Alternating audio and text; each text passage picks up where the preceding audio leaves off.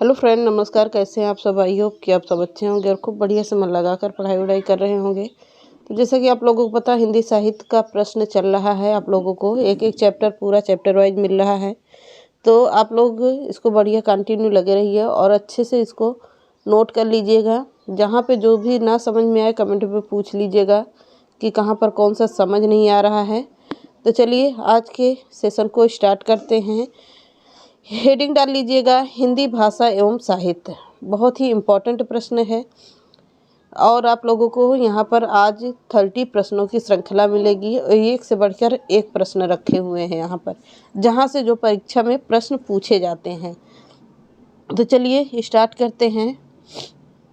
पहला प्रश्न है, पद्मावत कथा के लेखक कौन हैं?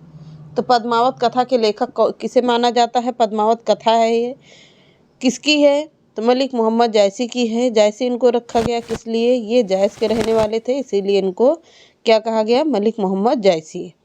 अगला है, युगवाणी के लेखक कौन है? तो युगवाणी किसकी रचना है? तो सुमित्रा नंदन पंत की रचना है। कौन सी? युगवाणी। अगला प्रश्न है, सूर सागर के रचयिता कौन है? तो सूर सागर से सूरदास। सूर सागर के रचयिता कौन? सूरदास हैं। सतसई के रचनाकार कौन है? तो बिहारी सतसई जो कहा जाता है, तो बिहारी जी की ही रचना है। क्या? सतसई किसकी रचना है? बिहारी जी की रचना है। अगली रचना है प्रिय प्रवास के लेखक कौन है? तो प्रिय प्रवास है अयोध्या सिंह उपाध्याय हरिऔध जी की है। हरिऔध यहाँ पर लिखा गया नहीं गया है, तो उपाध्याय हरिऔध इनका उपनाम है। कभी कभी हरिऔध का उपनाम ही पूछ लेता है कि प्रिय प्रवास हरिऔध का पूरा नाम बताइए, या पूछ लेगा कि प्रिय प्रवास किसकी रचना है, नाम दे देगा। और कभी कभी उपनाम पूछ लेता है, कभी कभी नाम से पूछ लेता है। तो पूरा याद कर लीजिएगा, अयोध्या सिंह उपाध्याय हरिऔध। अगली रचना है यशोधरा पुस्तक के रचनाकार कौन है? तो यशोधरा पुस्तक किसकी है? यशोधरा पुस्तक है मैथिली शरण गुप्त की रचना है। किसकी है? मैथिली शरण गुप्त की है। इंपॉर्टेंट है, नोट करते रहिएगा। अगला प्रश्न है, भारत भारती के लेखक कौन है? तो भारत भारती किसकी रचना है? मैथिली शरण गुप्त की। ये भी रचना है मैथिली शरण गुप्त की। भारत भारती के रचनाकार कौन होंगे या लेखक कौन है? तो मैथिली शरण गुप्त हैं। अगला है, कामायनी की रचना किसने की है? तो कामायनी एक क्या है? महाकाव्य है। किसकी है? तो जयशंकर प्रसाद की रचना है। कौन सी? कामायनी। अगला प्रश्न है, जय पराजय के लेखक कौन है? तो जय पराजय किसकी रचना है? उपेंद्र नाथ अस की रचना है। इम्पॉर्टेंट है, वन लाइनर है, इसको नोट जरूर कर लीजिएगा। किसकी है? जय पराजय के लेखक कौन है? उपेंद्र नाथ अस्क की रचना है। अगला है, चंद्रकांता संतति किसकी कृति है? तो चंद्रकांता संतति किसकी कृति है? देवकी नंदन खत्री की है। किसकी है? देवकी नंदन खत्री की रचना है। कौन सी? चंद्रकांता संतति। अगला है, गोदान एवं गबन के लेखक कौन है? तो गोदान और गबन के लेखक कौन है? यह है मुंशी प्रेमचंद की रचना, गोदान और गबन। अगली रचना है, गोरा प्रसिद्ध रचना है, पर है किसकी? गोरा के रचनाकार कौन होंगे? रविंद्रनाथ टैगोर की रचना है। कौन सी? गोरा। इम्पॉर्टेंट है, नोट जरूर करना है। अगली है रचना, मृगनयनी के लेखक कौन है? तो मृगनयनी के लेखक कौन होंगे? वृंदावन लाल वर्मा की रचना है। कौन सी? मृगनयनी। अगली रचना है, भारत दुर्दशा के रचनाकार कौन है? तो भारत से ही याद कर लीजिएगा, कौन? भारतेंदु हरिश्चंद्र की रचना है। कौन सी? भारत दुर्दशा भारतेंदु हरिश्चंद्र की है। अगली रचना है, मैला आंचल। मैला आंचल किसकी रचना है? तो फणीश्वर नाथ रेणु की रचना है। बहुत ही इंपॉर्टेंट रचना है ये, मैला आंचल फणीश्वर नाथ रेणु की रचना है। अगला है, गण देवता किसकी रचना है? तो गण देवता है ताराशंकर बंदोपाध्याय की रचना है। कौन सी? गण देवता। गण देवता किसकी रचना है? तो यह है ताराशंकर बंदोपाध्याय की रचना है, गण रचना।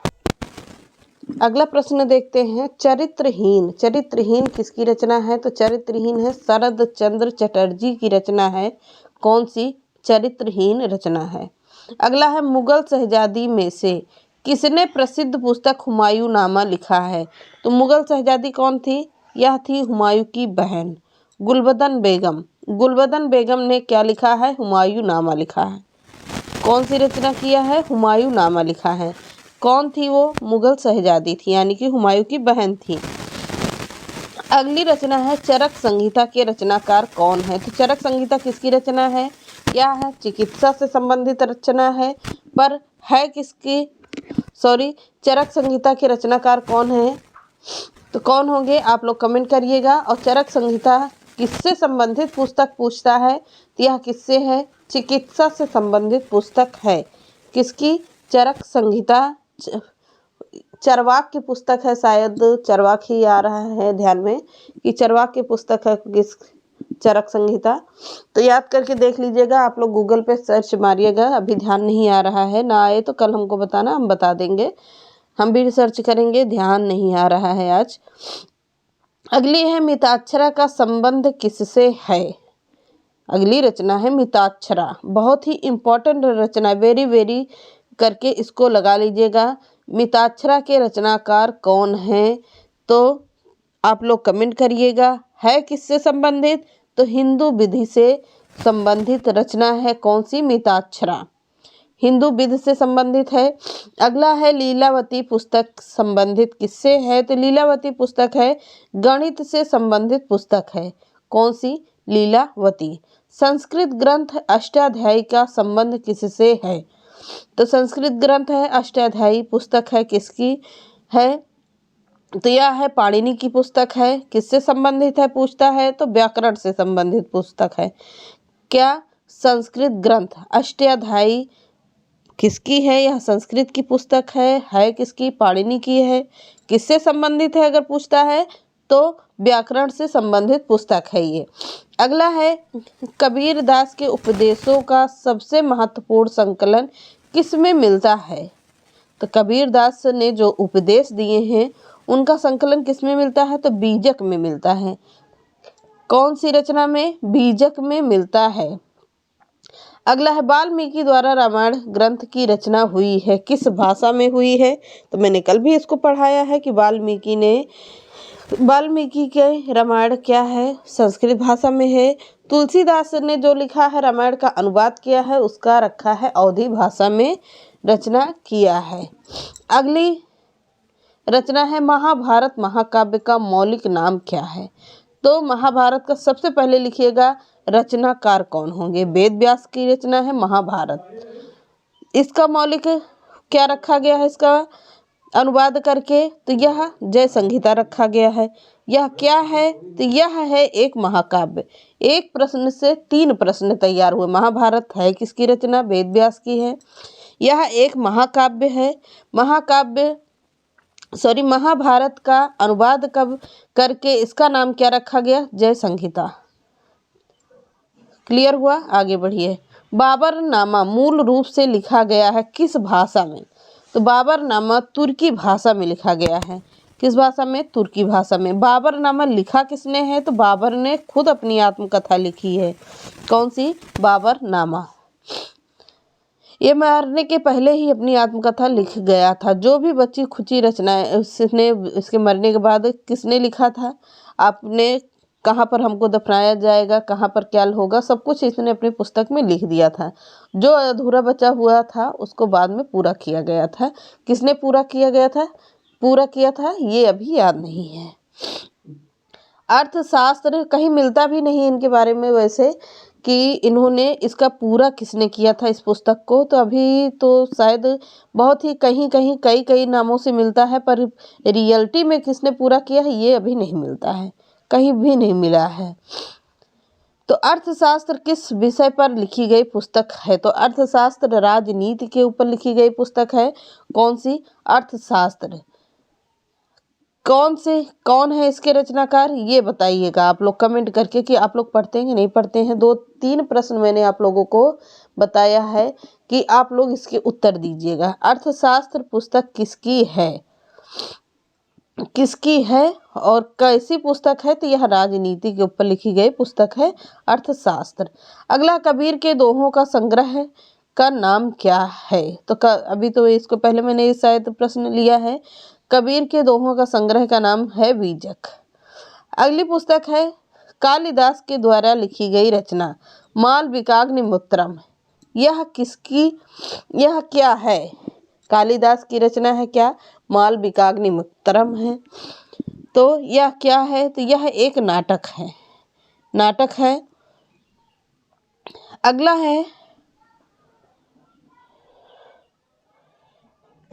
रज्मनामा किस ग्रंथ का फारसी अनुवाद है? तो रज्मनामा किस ग्रंथ का फारसी अनुवाद लिखा गया है? तो यह है महाभारत का फारसी में अनुवाद करके क्या रखा गया? रज्मनामा रखा गया। इसके पहले भी ये जय संहिता अवधी भाषा में है या किसी भाषा में किया गया है इसका अनुवाद, तो यह जय संहिता रखा गया। पर किसने करवाया है रज्मनामा महाभारत का फारसी भाषा में अनुवाद? ये आप लोग कमेंट करके बताइएगा। मैंने कई बार आप लोगों को पढ़ाया भी है कि रज्मनामा रखने वाले कौन सा शासक था जिसने महाभारत का अनुवाद करके इसका नाम रज्मनामा रखा था। कमेंट करिएगा। महाभारत रखा। तो चलिए आज का सेशन यहीं तक था। उम्मीद है कि आप लोगों के आज के 30 प्रश्न या 30 प्रश्न आप लोगों को बहुत ही इम्पोर्टेंट लगे होंगे और आप लोगों ने नोट भी किया होगा। जैसा भी हो आप लोग कमेंट करके ज़रूर बताइएगा। हम मिलते हैं नेक्स्ट क्लास में। तो चलिए नमस्कार।